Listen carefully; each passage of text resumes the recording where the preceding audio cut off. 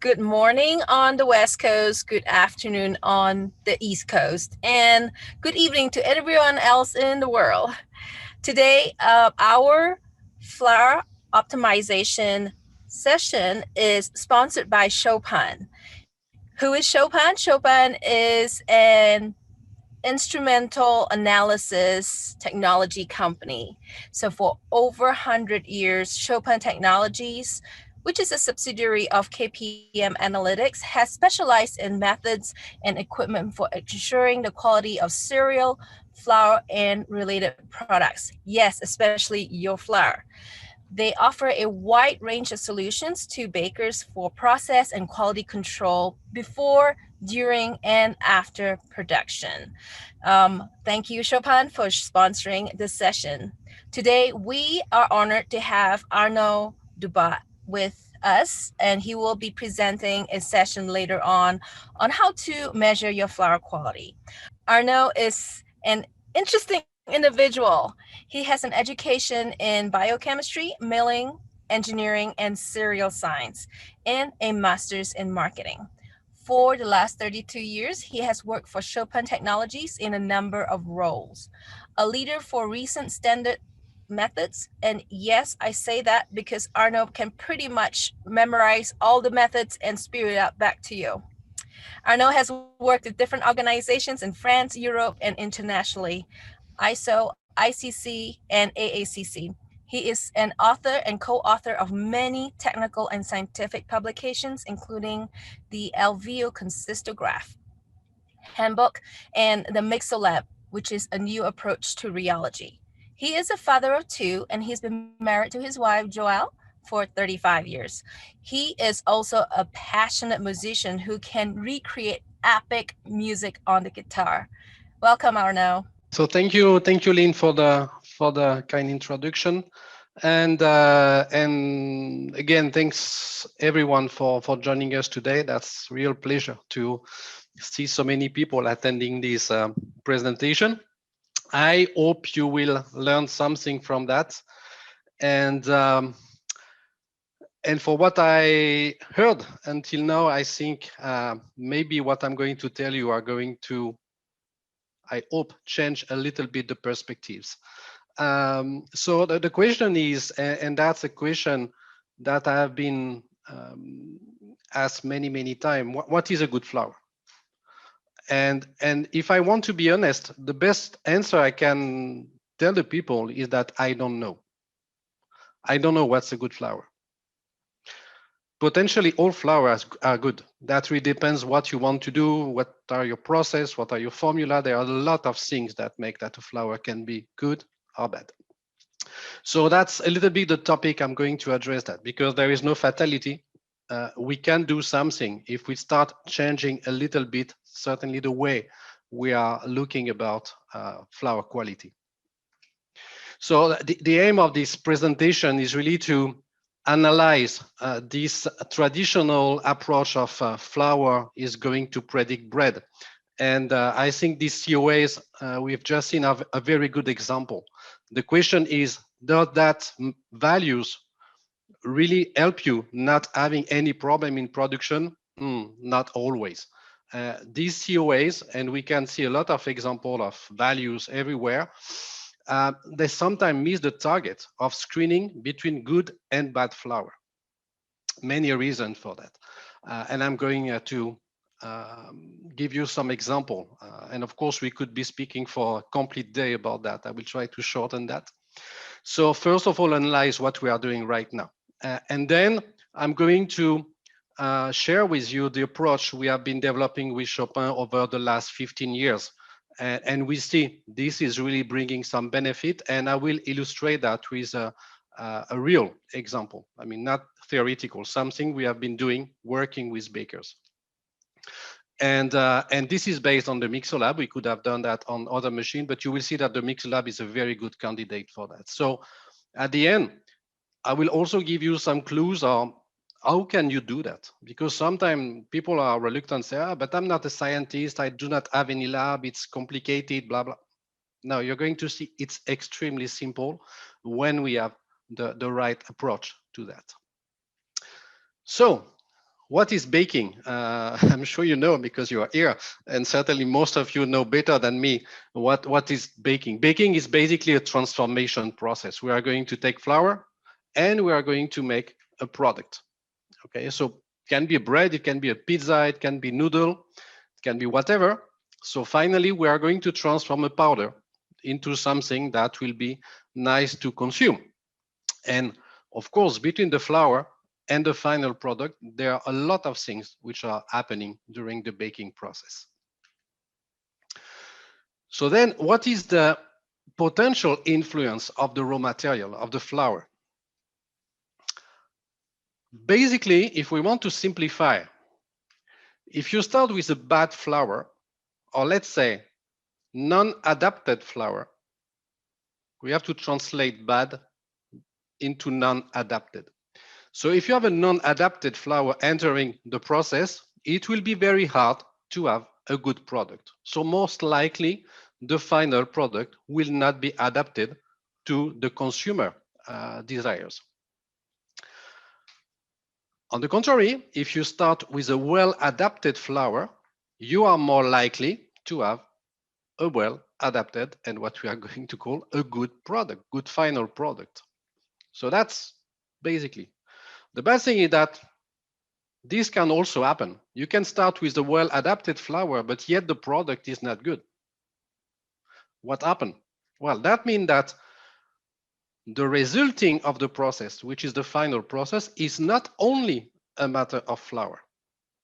There are a lot of other things which are also impacting the final quality.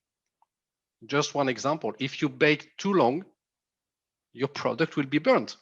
And that's not an issue with the flour. It's just that the process was not conducted properly. So we could multiply that about what is happening during forming, during mixing, during proofing. All these stages will have an impact. So flour is a part of the answer. And today I'm going to speak about the direct impact of flour on product. I'm not going to consider all these ingredients that we can or improvers. Just think about clean label, where the final product is more related to the flour properties.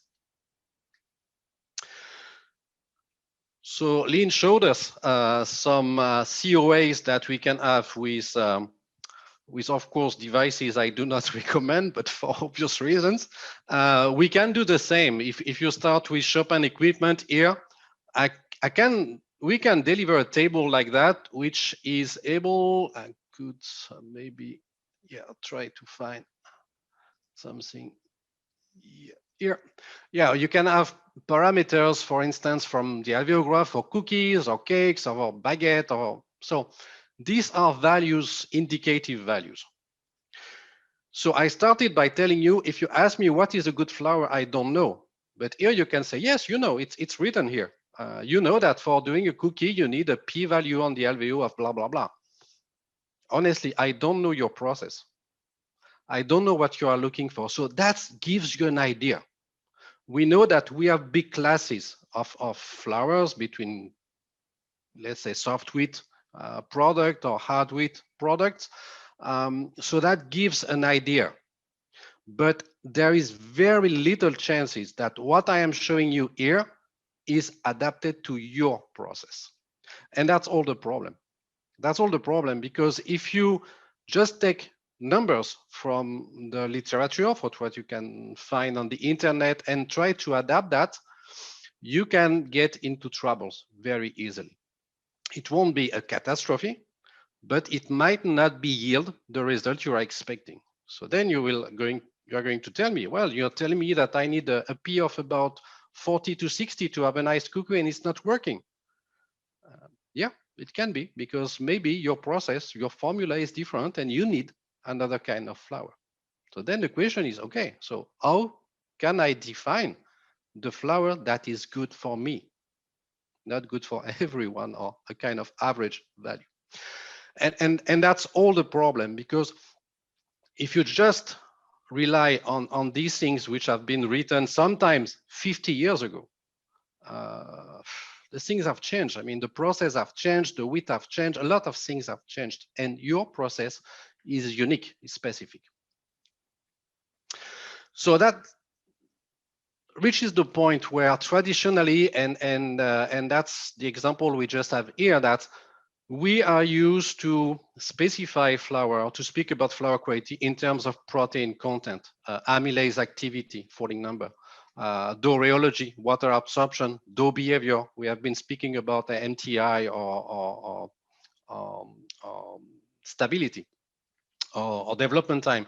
I was looking at the numbers. If you look at the standard method of the farinograph, you will see that the machine, its repeatability, reproducibility, its performance is not able to really discriminate between an 8.3 and a 9.5.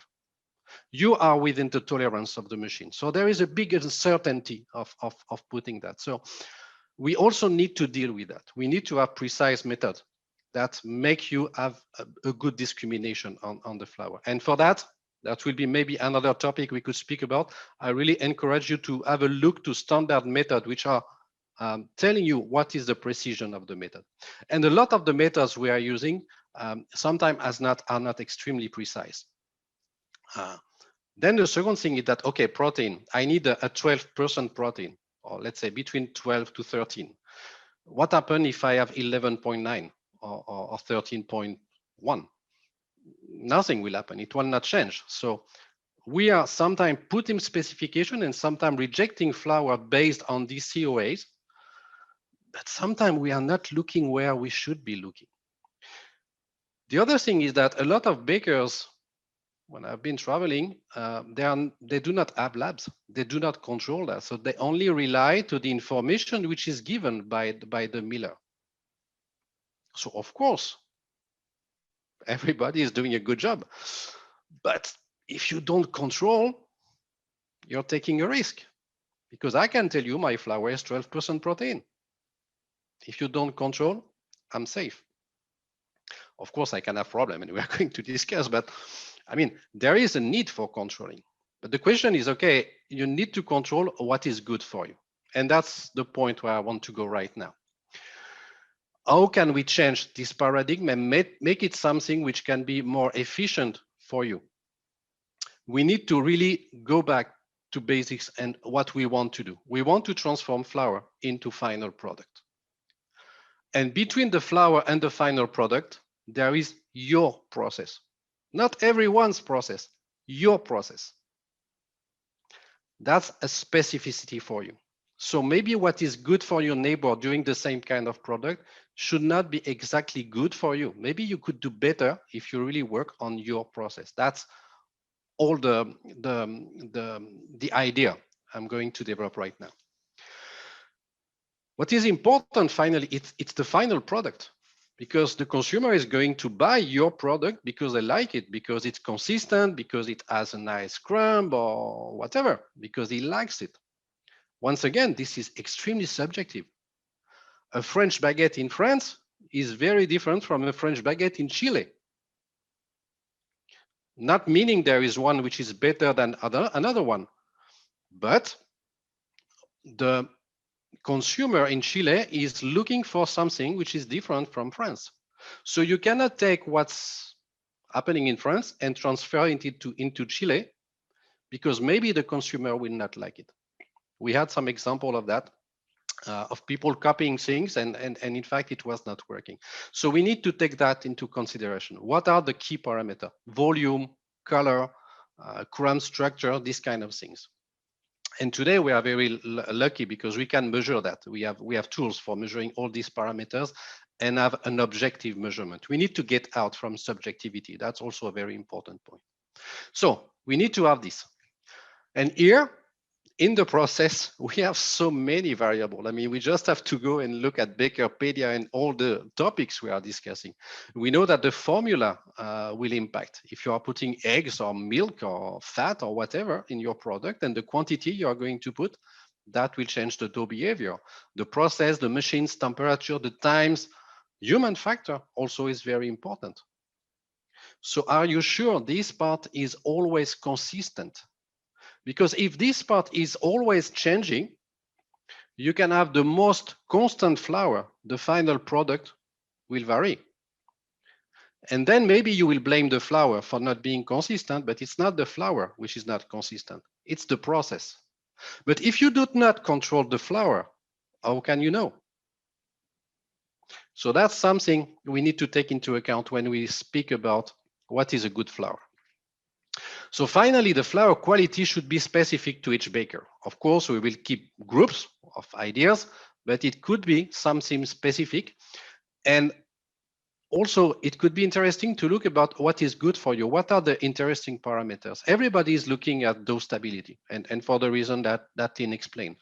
I'm going to show you an example where even if you look at dough stability, and even if dough stability is under control, you still have problem. Why? Because the problem does not come from dough stability. It comes from something else. And you need to know what is important for you.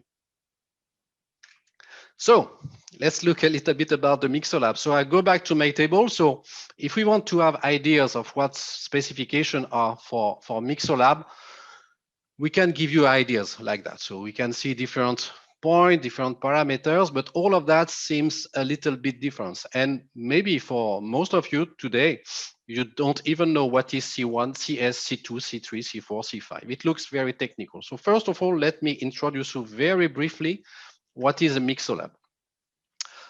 The Mixer Lab is this tool. So it's basically a mixing machine. Okay, so we are going to produce a dough and mix it. So hoping the video will work. Here we go. So this is the machine, okay, and here in the mixer you can see we are creating a dough. So we are starting with flour, we are adding water, and so we can, for those of you who know the farinograph, that's the same principle. We are going to add water until reaching a certain consistency, and that will give us our water absorption. And then after, we are going to look at how the dough is behaving during mixing. The new thing is that we are going to heat up the dough. And when we are heating up the dough, we are decreasing the consistency here because the gluten is weakening. And that's a very important information. Think about oven jump. What happens when you are putting the bread into the oven? And then here, we are going to measure what happened to starch. All this phase here is what happened to starch. Starch is gelatinizing. And then after, you will have the stability, which is related with amylase activity. That's what we say, okay, the color. The viscosity here will influence the structure, the crumb structure of the bread. And here we are cooling down, and so we have an increase of viscosity, which is a good indicator of what will be the shelf life. So to make it short, because maybe we can have another talk where we are going to describe precisely the Mixer Lab, but basically that's the unique tool. There is no other one, which is giving you an information on the protein behavior, which is this part here, and the starch behavior. You can have the same kind of ideas if you are looking devices like RVA, for instance, but RVA is working on the batter. When you are doing a bread, you are not processing a batter, you are processing a dough. And what is happening to the starch, the interaction between starch protein, you must see that in a dough system. That will give you much more information. So that was all the idea of the Mixer Lab. And you will see very soon that this idea is bringing us a lot of very valuable information. So at the end of the test, after this mixing, okay, it's very easy to do. So we have a curve here, that's the torque. We are measuring the consistency of the dough. So you see that's the different phases. I'm not going to detail that. We have different points here. That's the point where we are measuring the water absorption. Here we are looking at the gluten stability. So we are measuring stability, we are measuring dough development time, we are measuring all these traditional things. And here we are starting seeing something new. What happened to gluten here when we are heating up, and here the starch. So that's the curve. And here you can see a kind of spider web. And I'm going to speak about the spider web right now, because this looks a little bit scientific. And yes, it is scientific. We have a lot of development teams working on that. And you might say, no, I'm not a scientist. I don't want to make science. I want to make quality control. And I totally agree on that. And this is the quality control tool. And this quality control tool is called the profiler. So let me show you how does that work. So we start from this curve, which is done by the machine. So you don't even know what's behind. Forget about that. But this curve, we are going to transform it like this into this spider web. So each phase of the test is going to receive a number from 0 to 9. And so we can have what we call different profiles. Here we have a profile for a pan bread, for instance. And you can see 6 indexes, which are absorption, mixing behavior, the gluten behavior when we heat it, the viscosity, here there's the starch, amylase activity, and setback, retro. And this is where the tool becomes a quality control tool, wonderful for bakers. This is a curve translator. So you don't need to know the science behind. You have the translation. So it takes the curve for you. So this complete curves, it takes it for you, and it makes it very simple to say, okay, water absorption will receive an index from 0 to 9. It's good for South American friends. Here we have a very high water absorption. It receives 8, okay, for instance. And then we are going to look at the mixing behavior, and here it will receive a 5. Okay, so we have made all the calculation by analyzing thousands of different samples, and so we have been creating this scale for all kind of flour. Okay, so we are going to have 6 indexes for water absorption, mixing behavior, gluten behavior, starch, amylase activity, and retrogradation setback. So the work is done. Now you are going to create a profile. That's your job. So what are you going to do? You're going to start observing what is good for you, what is working for you. So first thing, you are going to select every flour, and I imagine that's the biggest number, all the flour which are working good for you. Okay, you test the flour, and then you will have this little spider. When you test different kind of sample, you will have a minimum maximum value, which corresponds to well-performing flour. So you know what is good for you. Look at this example. We've done that with a pizza manufacturer, and the green area correspond to all the flour which have been performing well. If you are doing croissant, you have another kind of profile here. And if you are doing pan bread, you have another kind of profile, which is corresponding to well-performing flour. Interestingly, when we have been working with different companies doing pan bread in different areas, I think there were UK, Brazil, and I think US here, we see that for the same product, we do not have the same profile. Why? Because the processes are different, because the type of flour they are processing are different. So of course they need different flours at the beginning. Okay, so once again, it's very specific. So here I go to my example. Test and transform, this is done by the machine. Then after you can look if the flour you've just been analyzing here it's not fitting, it's outside of the profile, it's out, and here it's in. So if it's in here, we see that that's a pizza profile. So it means this one is good for pizza, but it's not good for doing pan bread. So an example we have been doing with a baker I was mentioning at the beginning. The first thing, you have to define your profile. Very easy. Here we took 20 samples. We received 20 samples, and the baker told us this sample, we had no problem. We had a good product. We are happy with this flour. And so we have been determining the green area. And you see it's quite large, okay? But that's corresponding to well-performing flour. And then after we said, okay, let's try to make a test. Now we have built the profile. Let's try new flowers. And on these new flowers, we had 15 which were good ones and 6 which were bad ones. They were not satisfying. They were not giving the right product. Okay. So this is how we are going to treat that. We put all the good flour here. So that's the green dots you can see here. And we put all the bad flour here at the end. Okay, and the 2 lines here correspond to the minimum maximum of this index. Here, that's the absorption. And you can see here where are the results. If you look at the 6 indexes right now, we can see that for the absorption index, you cannot discriminate between good and bad. They are all within the range. And it's the same for the mixing index. Okay, basically they are all within the range except 2 ones, but there is one good, one bad, we cannot decide. But look, when you start looking at the gluten behavior when you eat up, all the good are around the good values, and the bad one, they are outside. Same thing for the viscosity here. Here you have, on this table, you have all the sample, and when it's written in, that means it is within the accepted profile. And what's interesting, so in these new samples, we can see, okay. So all the bad flour, so what the baker told us, these are bad samples, I had problem with that. They all had part of the profile which were out of the ideal area.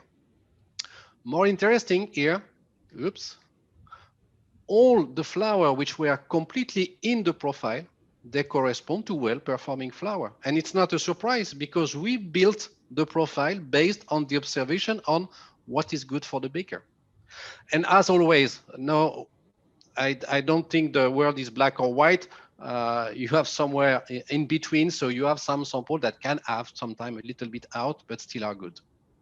But the good thing is that if you base your specification on that, you can make sure that the flour will be performing well. And what is interesting, that absorption in mixing index here are not discriminating. The discrimination is made on what the mixer lab is bringing new. And the reason is very clear and very simple. Specifications of this baker were based on the farinograph. So water absorption and mixing properties were under control. But the problem was not coming from this part. It was coming from somewhere else. And if you do not analyze, if you do not know that, you might continue asking for the same values, but still you have problem. So that's an example, and really we are convinced that that can bring a lot of benefits, for bakers. So because it starts from you, Mr. Baker, you know what is good for you. You are the one which is able to tell me the flour is good or the flour is bad. And that depends on your product, on your process, on your product, etc. So based on this tool, for instance, you can easily determine the profile of what is good for you, which are the indicators which are the most impact, and do not waste time in looking about mixing when it's not important for you, when the important part can be amylase or viscosity or whatever. And you can build your specification not based on what you can see in the papers or what is written everywhere and available for everyone, but on what is good for you. What you need to do that, a control tool, and maybe the support of a company like ours. Time and patience, you are not going to make that in 1 or 2 days. It can take you 1 month, 1.5 months to really analyze. You need to have sample. If you do that with just 2 samples, that's going to work. And of course, we need to have a good cooperation between production and lab. The lab needs to know what was working well on the production. Okay, so again, sorry for this interruption. If you want to know more, you can request a copy of this Mixolab Profiler white book, where you have a lot of explanation on how to use it and where to use it efficiently. Sorry again, and thank you very much for your attention. And I think it's time now for question.